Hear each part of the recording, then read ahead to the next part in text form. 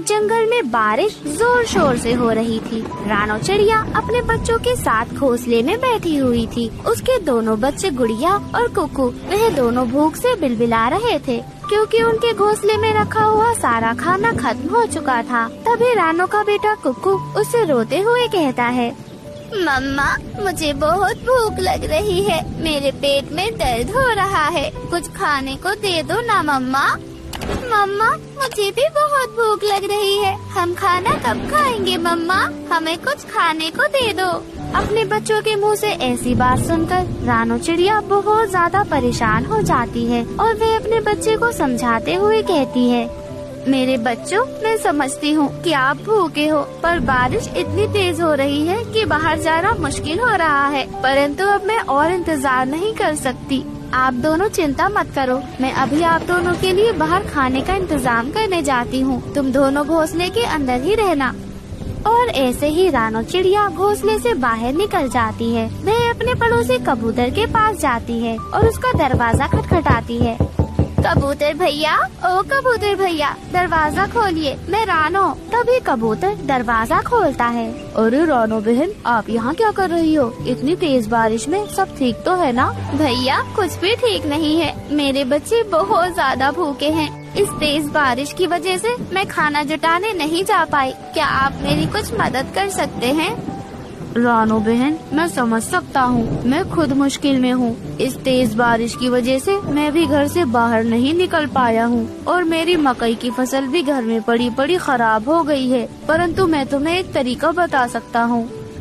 तरीका? क्या भैया? कृपया मुझे बताएं। मैं कुछ भी करने को तैयार हूँ। रानो बहन, अगर तुम मेरी मकई बेच दो तो उससे जो भी पैसे आएंगे मैं उसमें से कुछ पैसे तुम्हें भी दे दूंगा। उन पैसों से तुम अपने बच्चों के लिए खाना खरीद लेना। परंतु भैया, इस बारिश में मकई मैं कैसे बेचूंगी? हर तरफ तो पानी ही पानी भरा हुआ है।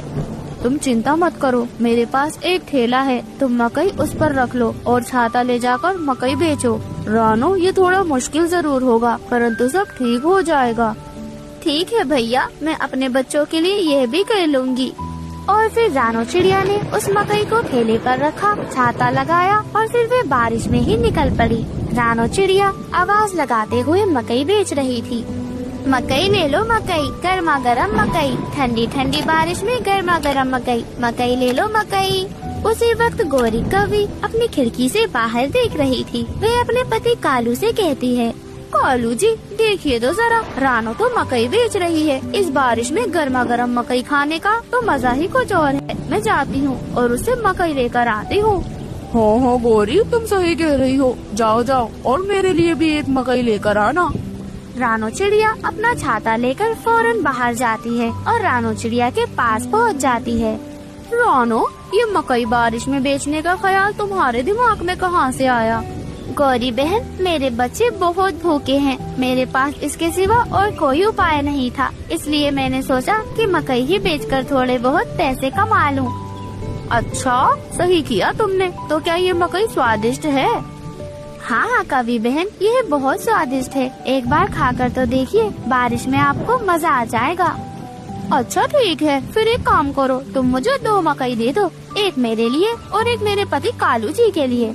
और ऐसे ही उस दिन रानो चिड़िया ने कई सारी मकई बेच दी। वे कबूतर के पास वापस पहुँची।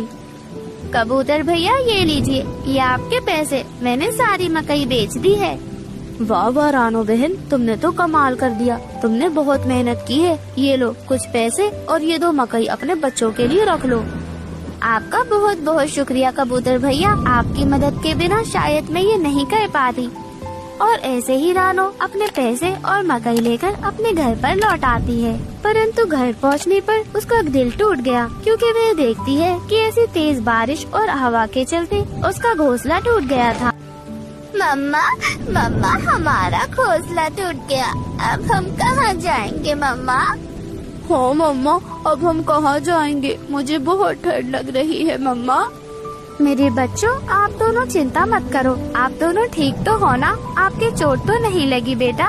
नहीं मम्मा, हमारे चोट तो नहीं लगी। हम दोनों ठीक है मम्मा, ठीक है बच्चों, अभी हमारे पास कोई और रास्ता नहीं है। अभी हम पेड़ की शाखा पर बैठेंगे और हमें जो भी पक्षी मिलेगा हम उससे मदद मांग लेंगे। और ऐसे ही वे तीनों मम्मा बच्चे एक पेड़ की शाखा पर बैठ जाते हैं और मदद के लिए इंतजार करने लगते हैं।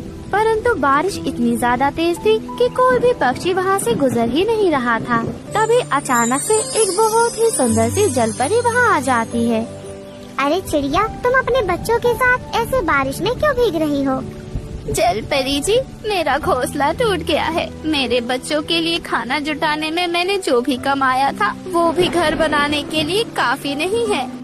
चिंता मत करो रानो, मैं तुम्हारी मदद कर दूंगी। मेरे पास जादू है, मैं तुम्हारे लिए एक बड़ा और मजबूत घर बनाऊंगी। और फिर वह जलपरी जादू की छड़ी उठाती है और उस छड़ी को घुमाकर एक बहुत ही सुंदर सा मकई का मजबूत घर बनाकर तैयार कर देती है। रानो चिड़िया उस घर को देखकर बहुत ज्यादा खुश हो जाती है।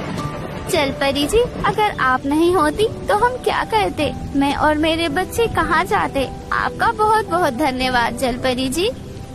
रानो, तुम एक बहादुर और नेक दिल माँ हो। तुम्हारी मदद करना मेरा सौभाग्य है। अच्छा, अब मैं चलती हूँ। ऐसा कहकर जलपरी वहाँ से चली जाती है और रानो अपने बच्चों के साथ उस मकई के घर में खुशी खुशी रहने लगती है। अब रानो चिड़िया बारिश के मौसम बीतने तक बिल्कुल सुरक्षित थी। दोस्तों, इस कहानी से हमें ये सीख मिलती है कि बुरे वक्त में हिम्मत और दूसरों की मदद से हर समस्या का समाधान हो सकता है।